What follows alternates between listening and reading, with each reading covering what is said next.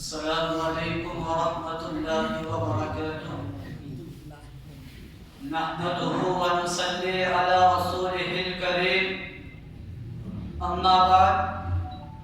فاعوذ باللہ من الشیطان الرجیم بسم اللہ الرحمن الرحیم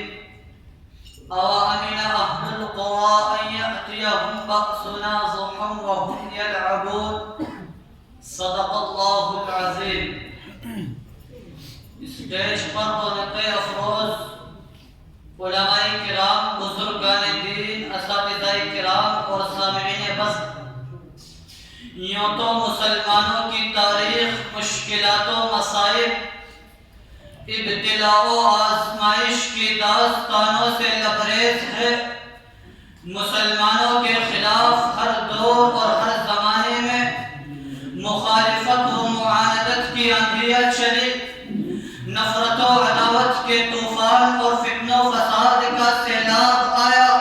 مگر اس حق پرست جانباز قوم نے ان سب کا رخ ہمیشہ کے لیے دشمنوں کی طرف موڑ دیا۔ آج بھی عالمی پیمانے پر مسلمانوں کو ہر ملک میں ظلم و ستم کا نشانہ بنایا جاتا ہے، مگر جو شدت ہندوستان کے اندر نظر آتی ہے وہ کہیں اور نظر نہیں آتی۔ یہاں مسلمانوں کے خلاف نفرت و عداوت، ظلم و ستم، مصائب و آلام کا سلسلہ آزادی کے بعد سے جاری ہے۔ جن مسلمانوں نے تحریک آزادی میں اپنے لہو سے مادر وطن کی پیاس بجھائی، جیل کی کوٹھریوں اور پھانسی کے تختوں پر آزادی کا نعرہ بلند کیا، جن مسلمانوں نے اپنی 700 سالہ تاریخ میں اس ہندوستان کو دولت و ثروت سے مالا مال کر دیا تھا اور اس کو سونے کی چڑیا بنا دیا تھا، جن مسلمانوں نے اس ہندوستان کے اندر اتحاد اور اتفاق کا چمن لگایا تھا،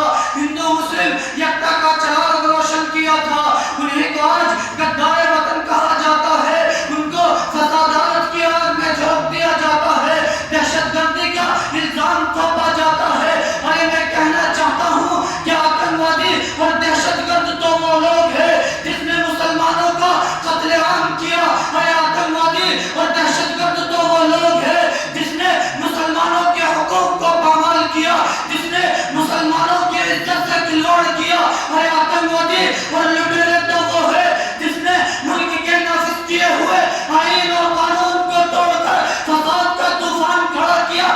کیا ملا ہمیں آزادی کے بعد؟ گجرات کے جلتے ہوئے مکانات، امرتسر کے جلتے دنوں رات، جمشید پور کی جلتی و تڑپتی لاشیں، حیدرآباد کی خوریزی، مظفر نگر کا دل دہلا دینے والا حادثہ اور بابری مسجد کی شہادت، اور ستم بالائے ستم یہ ہوا کہ ہمیں غیر ملکی کہہ کر ملک بدر کرنے کی کوشش کی جاتی ہے۔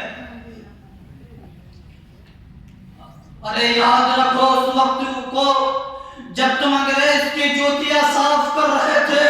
اور غلامی کا توپ تمہاری گردنوں میں پڑا ہوا تھا اور یہ ملک ہندوستان آزادی کے لیے ترس رہا تھا۔ اس وقت اس ملک کی گود میں پرورش پانے والا کوئی مائی کلال اتنی جرأت نہیں کر سکتا تھا کہ وہ انگریز کی حکومت کو للکار سکے اور دنیا کی سپر پاور طاقت کا مقابلہ کرنے کے لیے آواز اٹھا سکے۔ ارے دیکھو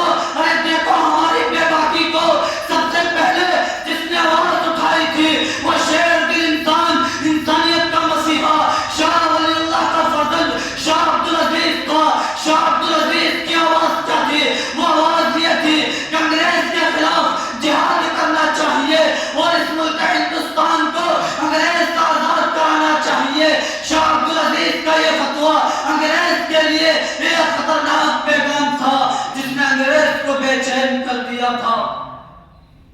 حضرات، اسی آواز کے سہارے